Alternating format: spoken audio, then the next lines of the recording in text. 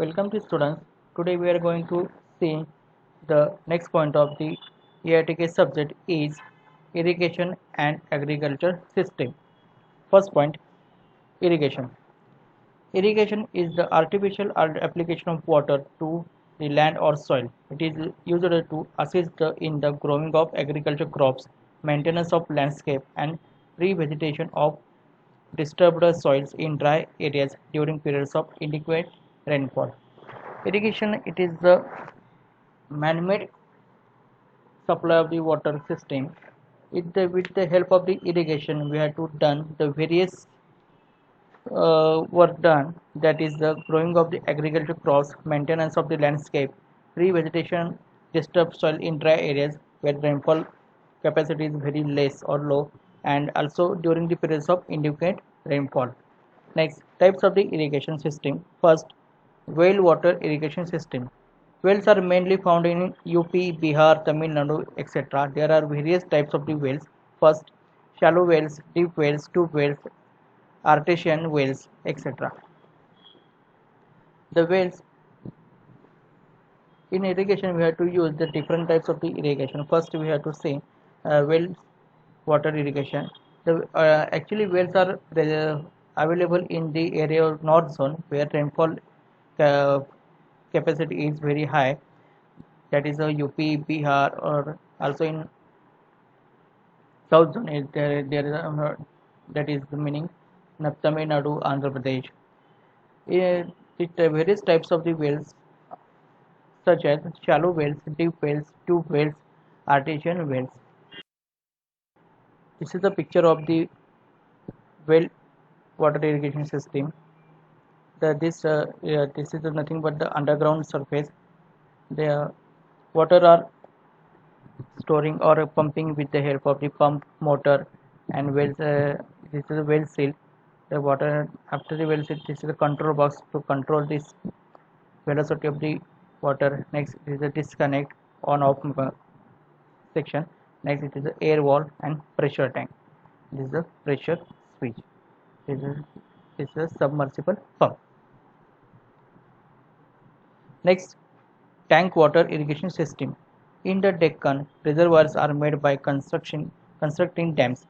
This system is greatly adopted in the states of Tamil Nadu, Andhra Pradesh, Karnataka, etc. In northern India, also tanks are constructed for storing water. From all these tanks, water is carried to be filled through canals.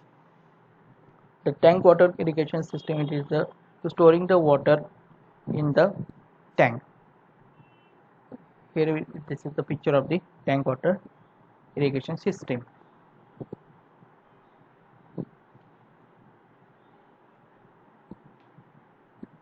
Next, induction irrigation system. Canal irrigation is playing a vital role in Indian agriculture. It canal near about 42% of total irrigated land. In many places during the rainy season, there is the flood in the rivers. The flood of water is carried to field through canals. These canals are found in West Bengal, Bihar, Orissa, also in Maharashtra. Canal it is a very important part of the irrigation. At the time of the rainy season, the extra water are in the river are converted or diverted in the canal flow, and this flow of the water it is a very helpful for the irrigation purpose. And almost in Maharashtra, 50% of the crop is dependent in the canal of the water. Next, perennial canals irrigation system. In order to supply water throughout the year, reservoirs are constructed for storing water. From those reservoirs, water can be supplied for the fields whenever there is the demand for it. So this is system for irrigation ensures supply of water in all seasons. This type of perennial canal is found mostly in the Punjab, UP, Tamil Nadu, and also in Maharashtra. In this type of the irrigation system we have to supply the water at the throughout the year with the help of the reservoirs construction, uh, and from these reservoirs water can be supplied at the fields whenever it's needed or it is demanded. So this system irrigation to supply the water, ensure that supply the water in all seasons. It is a very helpful for the irrigation or agriculture for the agriculture land. Next, multi-purpose river valley projects. In recent years, multi-purpose river valley projects are helping agriculture. The most important are the first Damodar project and the More project in West Bengal. Second, next the Mahandi Mahandi Hirakund project in Orissa, the Kosi project in Bihar, and Bhakra Nagar project in the Punjab. As I said, we have to construct various dams at the rivers section with at the help of these dams we have to provide or supply the water at the throughout the year. This is the various names of the or various dams names of the in India. The next point is the irrigation agriculture. Agriculture, it is the largest use of water around the world. Next, types of the irrigation. First, dry land farming, furrow irrigation, flood irrigation, spray irrigation, and drip irrigation. But we have to see this type of the irrigation one by one. First, dry land farming. Farming in semi-arid regions without irrigation, drought-resistant crops conserves moisture in soil. Next, furrow irrigation. A trench is dug between the row of crops and flooded. It is a easy and inexpensive, or easy of the method, and is a economy and 65% efficient runoff and evaporation. In this type of the furrow irrigation, it is a trenches are dug between the crops and flooded. Here we seen that the trenches are dug between the crops and flooded area. With the help of this irrigation, we have to it's a very easy method and very economy method. It is 65% efficient runoff and evaporation. Next, flood irrigation. Flood the entire field and let soak in. This is a easy and inexpensive, receptive to crops, and 70 to 80% efficient and evaporation. Flood irrigation, it is again very useful for the agriculture land. It is also an easy method and a very economy method. That's the second is it is a very descriptive to crops, very useful to the crops, and it is have 70 to 80% of efficient in the evaporation. This is a image of the flood irrigation.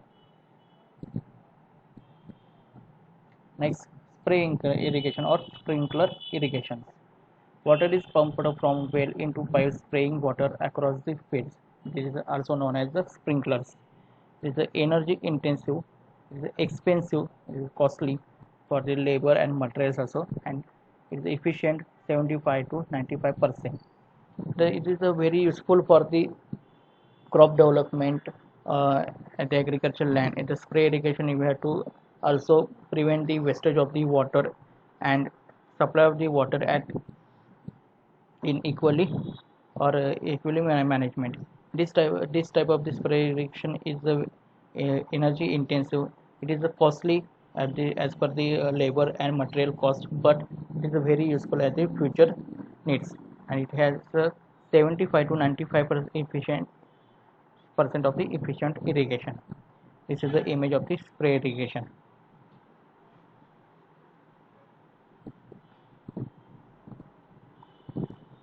Also, government are also appeal to farmers to say, to design or install the spray irrigation in the your farming.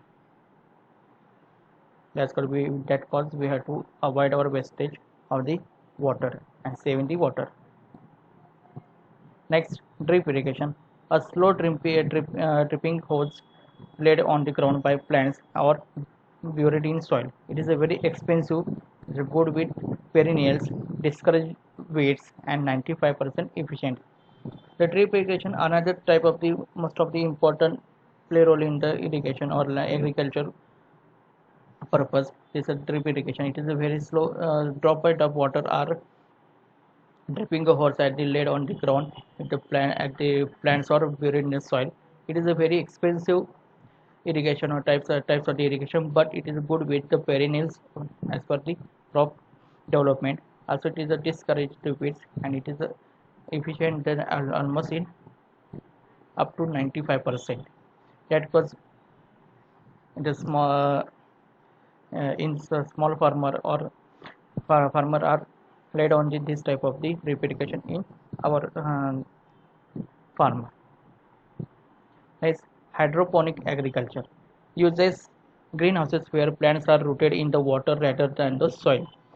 This type of the irrigation, it is useful for using at the where the plants are rooted or plants are growth up water rather than the soil.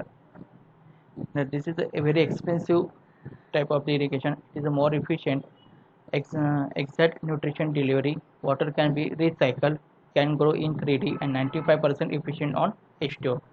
It is a very expensive method to at the time of the placing. This is but it is a very efficient, more efficient and exact nutrition delivery, and its water can be recycled. Wastage of the water or water we can be recycled, we reuse, and also we can grow in the 3D and almost 95% efficiency on H2 or water. It is the most important type of the hydroponic agriculture.